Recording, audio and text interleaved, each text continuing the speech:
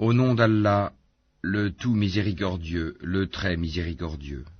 Voici une sourate que nous avons fait descendre et que nous avons imposée, et nous y avons fait descendre des versets explicites afin que vous vous souveniez. La fornicatrice et le fornicateur, fouettez-les chacun de 100 coups de fouet, et ne soyez point pris de pitié pour eux dans l'exécution de la loi d'Allah, si vous croyez en Allah et au jour dernier, et qu'un groupe de croyants assiste à leur punition. Le fornicateur n'épousera qu'une fornicatrice ou une associatrice, et la fornicatrice ne sera épousée que par un fornicateur ou un associateur, et cela a été interdit aux croyants. Et ceux qui lancent des accusations contre des femmes chastes, sans produire par la suite 4 témoins, fouettez-les de 80 coups de fouet, et n'acceptez plus jamais leur témoignage. Et ceux-là sont les pervers, à l'exception de ceux qui, après cela, se repentent et se réforment, car Allah est pardonneur et miséricordieux.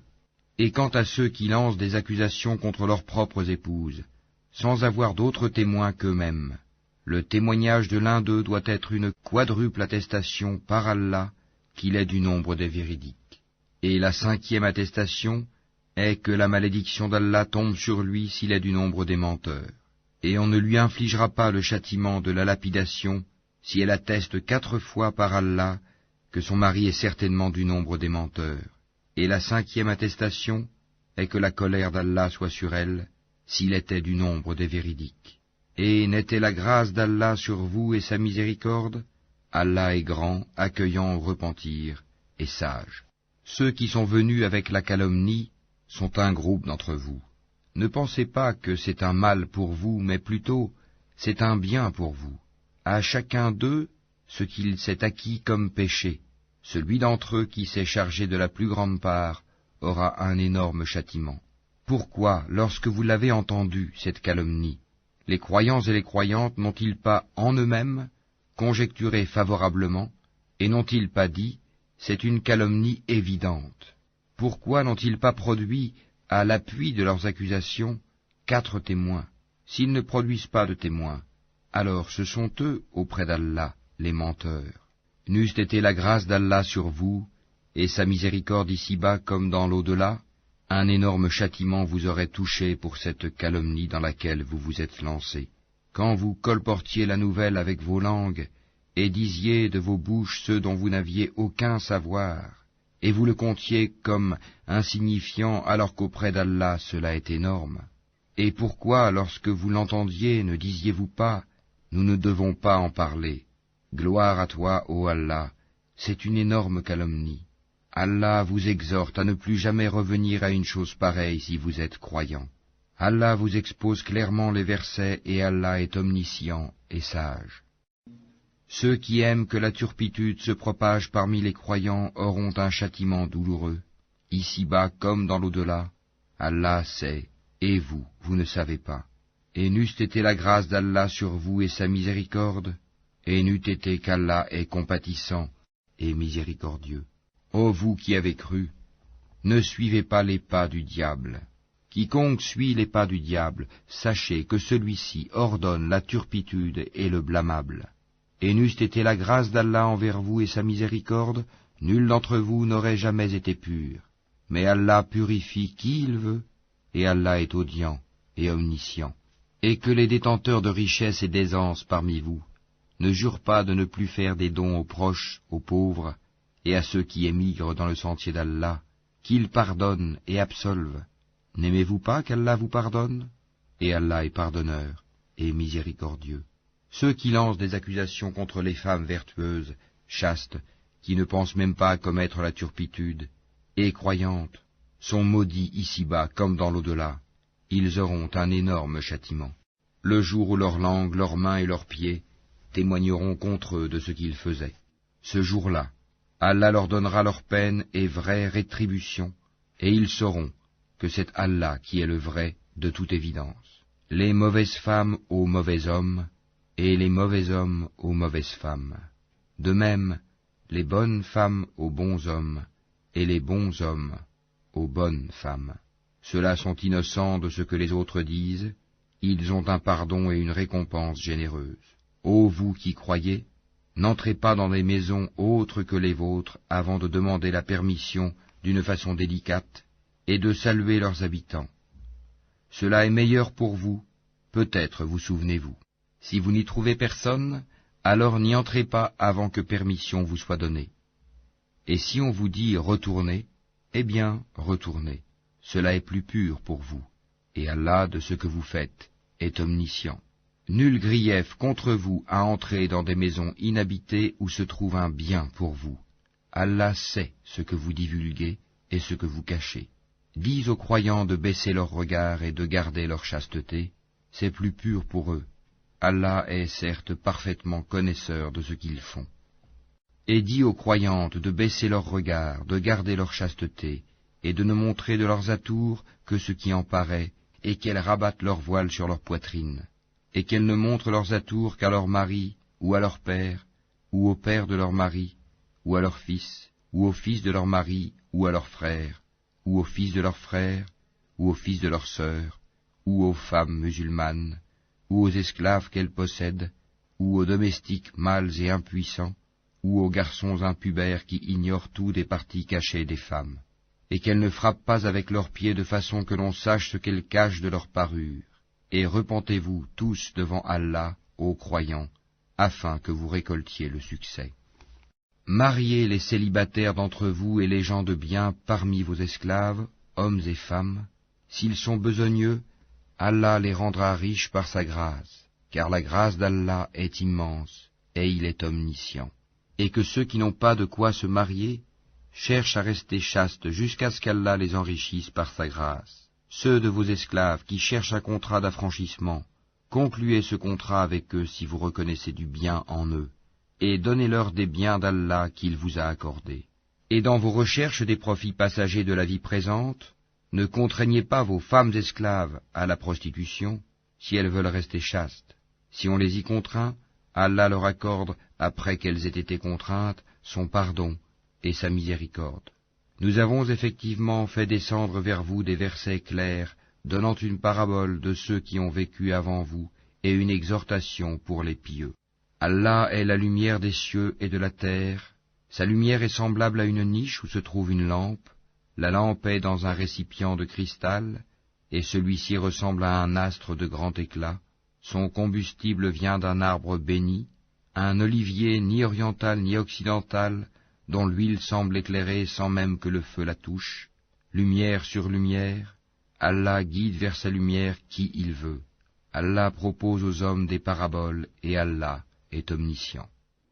Dans des maisons, des mosquées qu'Allah a permis que l'on élève, et où son nom est invoqué, le glorifie en elles matin et après-midi, des hommes que ni le négoce ni le troc ne distrait de l'invocation d'Allah, de l'accomplissement de la salate et de l'acquittement de la zakat, et qui redoutent un jour où les cœurs seront bouleversés, ainsi que les regards, afin qu'Allah les récompense de la meilleure façon pour ce qu'ils ont fait de bien, et il leur ajoutera de sa grâce. Allah attribue à qui il veut sans compter. Quant à ceux qui ont mécru, leurs actions sont comme un mirage dans une plaine désertique que l'assoiffé prend pour de l'eau, puis quand il y arrive, il s'aperçoit que ce n'était rien, mais y trouve Allah qui lui règle son compte en entier, car Allah est prompt à compter. Les actions des mécréants sont encore semblables à des ténèbres sur une mer profonde. Des vagues la recouvrent, vagues au-dessus desquelles s'élèvent d'autres vagues, sur lesquelles il y a d'épais nuages, ténèbres entassées les unes au-dessus des autres. Quand quelqu'un étend la main, il ne la distingue presque pas. Celui qu'Allah prive de lumière n'a aucune lumière. N'as-tu pas vu qu'Allah est glorifié par tous ceux qui sont dans les cieux et la terre, ainsi que par les oiseaux déployant leurs ailes? Chacun, certes, a appris sa façon de l'adorer et de le glorifier. Allah sait parfaitement ce qu'ils font. C'est à Allah qu'appartient la royauté des cieux et de la terre, et vers Allah sera le retour final. N'as-tu pas vu qu'Allah pousse les nuages?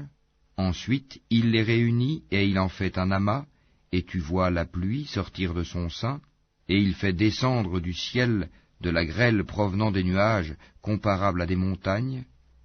Il en frappe qui il veut et l'écarte de qui il veut.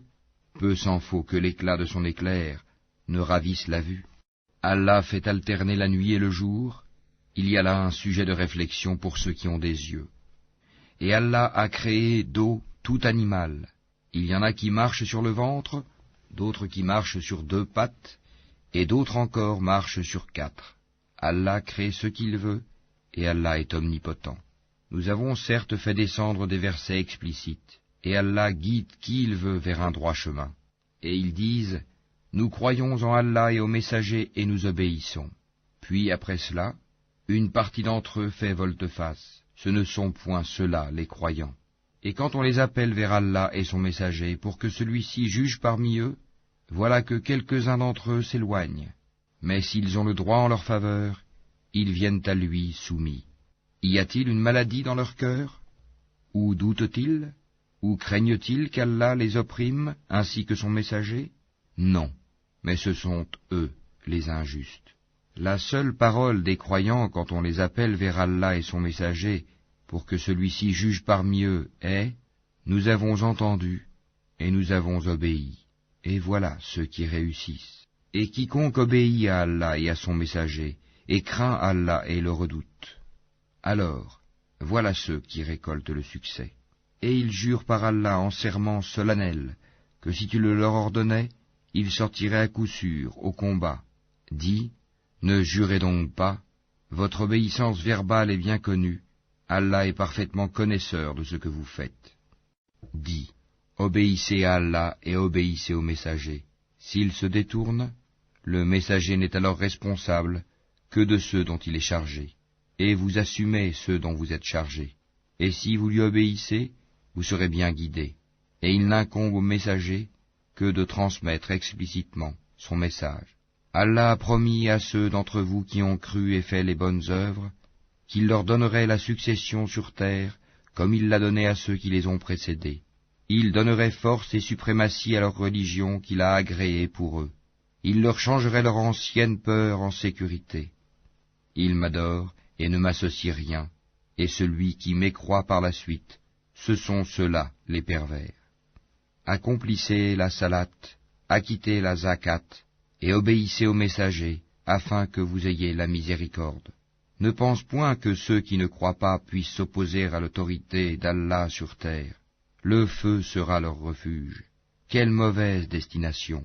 Ô vous qui avez cru, que les esclaves que vous possédez vous demandent permission avant d'entrer, ainsi que ceux des vôtres qui n'ont pas encore atteint la puberté, à 3 moments, avant la salate de l'aube, à midi quand vous enlevez vos vêtements, ainsi qu'après la salate de la nuit.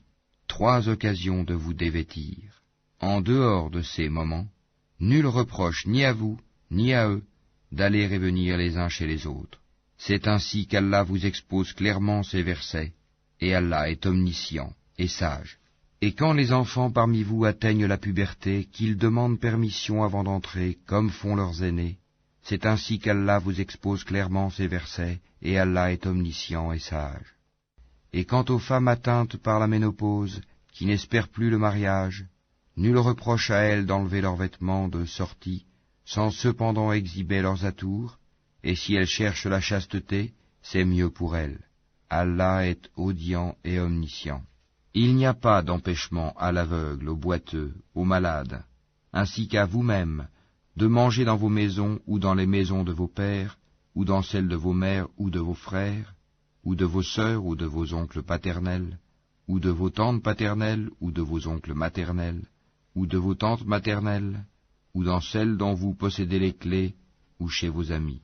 Nul empêchement à vous, non plus de manger ensemble ou séparément. Quand donc vous entrez dans des maisons, adressez-vous mutuellement des salutations venant d'Allah, bénies et agréables. C'est ainsi qu'Allah vous expose ces versets, afin que vous compreniez.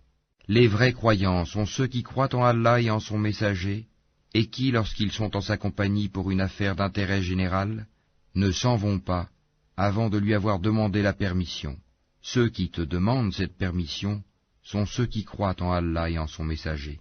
Si donc ils te demandent la permission pour une affaire personnelle, donne-la à qui tu veux d'entre eux, et implore le pardon d'Allah pour eux, car Allah est pardonneur et miséricordieux. Ne considérez pas l'appel du messager comme un appel que vous vous adresseriez les uns aux autres. Allah connaît certes ceux des vôtres qui s'en vont secrètement en s'entrecachant. Que ceux, donc, qui s'opposent à son commandement, prennent garde qu'une épreuve ne les atteigne, ou que ne les atteigne un châtiment douloureux. C'est à Allah vraiment qu'appartient tout ce qui est dans les cieux et sur la terre. Il sait parfaitement l'état dans lequel vous êtes, et le jour où les hommes seront ramenés vers lui, il les informera alors de ce qu'ils œuvraient. Allah est omniscient.